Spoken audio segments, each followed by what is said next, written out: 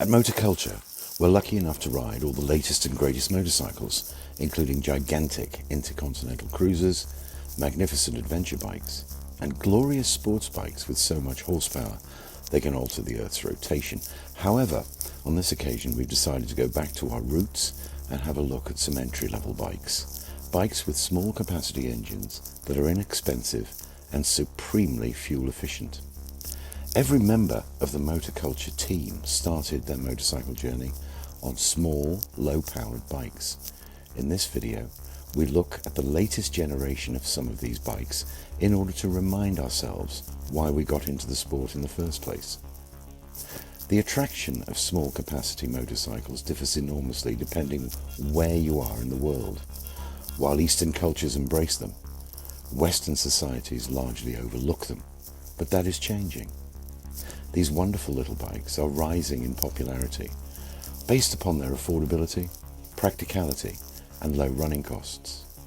Amongst the motorcycle manufacturers, Honda's resolute focus on mini-motos really stands out. For this reason, we will look at Honda's small bikes, the Navi, the Grom, the DAX, the ADV150, the Trail 125, and the evergreen Super-Cub. These mini-motos may be low-powered and largely devoid of tech, but this doesn't stop them from being a great deal of fun to ride. They may also be the best way for the new generation of riders to get on two wheels. Let's start with the Grom. This is Honda's top-selling motorcycle globally, and it's actually very easy to see why. It's the market leader for this mini-moto sector, and it's fun, practical, and robust. Even though it only has around 10 brake horsepower, it's zippy and easy to ride. There's a large comfortable seat that even allows you to carry a passenger, albeit it's a little bit cramped if you do. Of all the mini-motos, the Grom is the most like a regular motorcycle.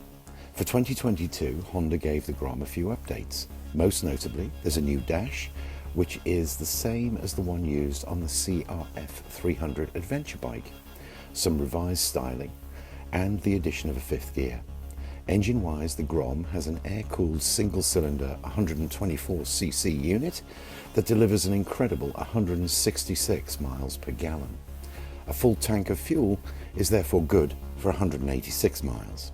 Top speed is around 60 miles per hour, and the suspension and brakes deliver a smooth ride. The Grom weighs around 105 kilograms, and this combination results in superb handling. One of the biggest attractions of the Grom is the ability to customize it. The plug-and-play body panels are easy to remove if you want to add your own custom graphics. There are plenty of aftermarket parts that can be bolted on, including exhausts, luggage, and accessories. The Grom has clearly captured the imagination of this segment of the market, and owners are passionate about these little bikes. There's a lively club scene in which owners race their bikes, stunt on them, and organise frequent group rides. All in all, the Grom is a wonderful and compelling package that costs just $3,499 US. Next, we have the Honda Navi. This little thing was introduced during 2021 and is one of the most inexpensive bikes that you can buy. It costs just $1,807 US. Yes, you read that right. It's less than $2,000 US. For that low price, you get a 109cc air-cooled single-cylinder, 4-stroke engine that produces around 8 brake horsepower. But with a total weight of 107 kilograms, the Navi has a top speed of around 50 miles an hour. Naturally, this bike is targeted for urban use and definitely not suitable for the highways.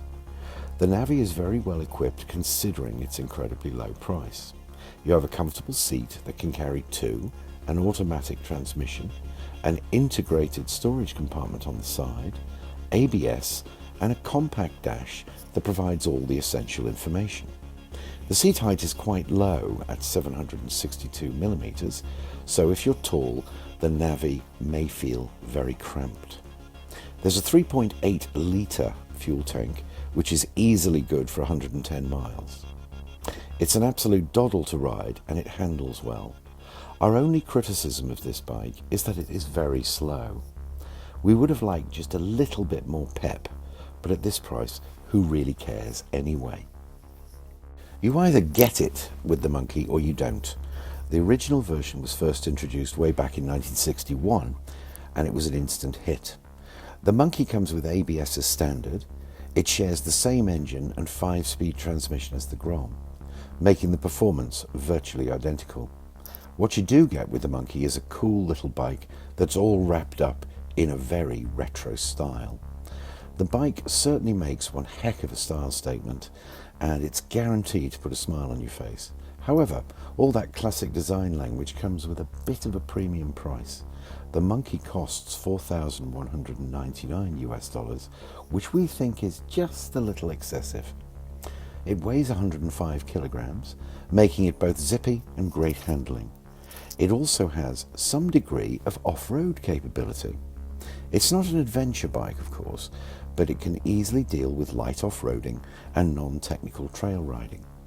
Physically, it's quite a bit smaller than the Grom and will feel very cramped for taller riders.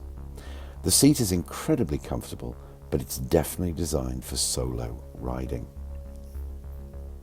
Like the Monkey and the Super-Cub, the Dax has been around for years. Its first made an appearance in 1969, and its quirky styling captured the hearts and minds of the public. The ST125 Dax retains much of the design language of the original. There's that T-shaped frame which houses the fuel, a lovely thick padded dual seat, high-rise handlebars, an upswept exhaust that's faithful to the original, and a retro-styled air filter. The 2022 Dax has a 124cc engine from the Super-Cub with an automatic clutch and a 4-speed gearbox. Peak power is 9.25 brake horsepower, which is easily capable of cruising at 55 miles an hour, even while riding 2 up. The price and availability of the new Dax is yet to be announced, but it's expected to cost around $3,800 US. In the technology department, the Dax has ABS and that's about it. Mind you, it doesn't need much more.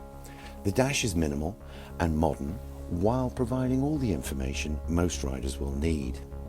The most obvious benefit of the Dax is its utterly immense fuel efficiency. Honda says it'll easily achieve 150 miles from its 3.8-litre tank. All said, the Honda ST125 Dax might be the right bike at the right time. It's inexpensive, easy to ride, cheap to insure, frugal on fuel, and ideal for town riding. The 1970s retro vibe will also appeal to a wide variety of riders.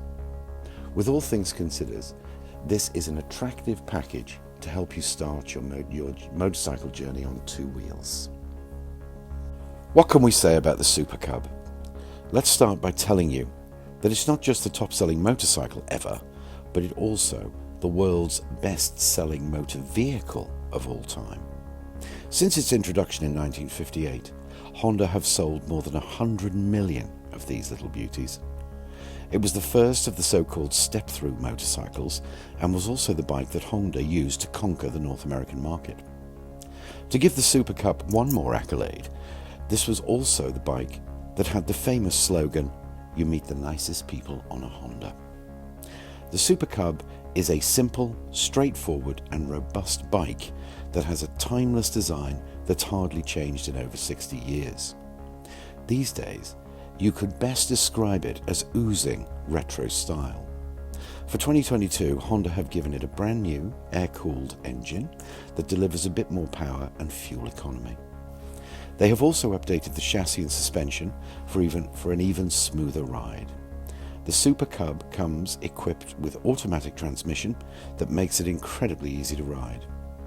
The engine is a 124cc air-cooled 4-stroke that chucks out 9.7 brake horsepower, so there's absolutely no need to book your slot for a land speed record attempt at Bonneville anytime soon. What you do get, though, is a maximum speed of around 65 miles per hour and an amazing 150 miles on a single fill-up of its 3.7-litre fuel tank. It weighs just 110 kilograms and it carries that weight way down low. This means that the overall handling is very good indeed. Whilst it is ideally suited for urban environments, the Super-Cub is also a great commuter.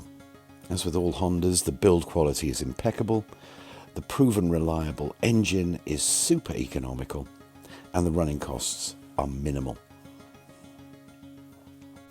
Now let's turn our attention to the Trail 125. Good luck getting hold of one of these. Since its introduction in 2021, the Trail 125 has proved so popular that there's a huge waiting list for one. In simple terms, this is a Honda Super-Cub that's equipped and robust enough to take on some trails. The Trail 125 is a modern take on the old Trail 90 and 110 from decades ago. We have to say, this is about as cool can be. It's an absolute hoot to ride, and we found ourselves grinning from ear to ear each and every time we did so. It's equipped with a single seat, LED lights, a centre stand and a luggage rack. The 124cc air-cooled single-cylinder four-stroke engine produces a modest 8 horsepower, but that's enough to get you to over 55 miles an hour as long as you thrash the knackers off it. It also has ABS and a 4-speed semi-automatic transmission. It weighs 117.5 kilograms and the 5.3 litre tank is good for well over 120 miles. The Trail 125 is surprisingly good off-road and was capable of tackling all but the most technical of conditions. The riding position was very comfortable thanks to a deep padded seat. This modern classic, whose styling hasn't hardly changed since the originals, costs just $3,899 US. Another one of Honda's small capacity bikes that has some off-road capability is the brand new ADV150. It's styled along similar lines as its bigger sibling, the 750cc X-ADV. In essence, the ADV150 is a crossover bike with scooter underpinnings. The rugged steel chassis, together with the long travel suspension that provides plenty of ground clearance, are certainly equipped for taking on some trail riding. For your hard-earned coin, all $4,299 US off them to be exact, you get a very well-equipped little bike. There's an adjustable windscreen, keyless ignition, heated grips, LED lighting, USB charger, a large LCD instrument panel, automatic transmission and ABS, all included as standard. Under the seat, there's a 27-litre lockable storage compartment that's big enough for a helmet. There's also a convenient 2-litre compartment up front with a charging port, perfect for your phone or other knickknacks. The engine on the ADV is a single-cylinder 149cc 4-stroke. This is powerful enough to propel the bike to a maximum of around 65 miles an hour. There's a 7.95 litre fuel tank, and this gives the bike a range of around 165 miles. Because the engine, drivetrain and fuel tank are all mounted way down in the frame, the ADV150 has a low centre of gravity. This leads to excellent handling and inspires a great deal of riding confidence. Honda positions the ADV150 as an adventure bike, although we would question that. This is basically a highly sophisticated scooter that's fun and easy to ride. Best of all, it could be taken on the trails for some light off-roading. So in summary, all of these bikes were an absolute riot to ride. They are just so much fun. Sure, they are not fast or loaded with high-tech wizardry, but they handle very well and put a huge smile on your face. Each one of these mini-motos is very good indeed, and that genuinely surprised us.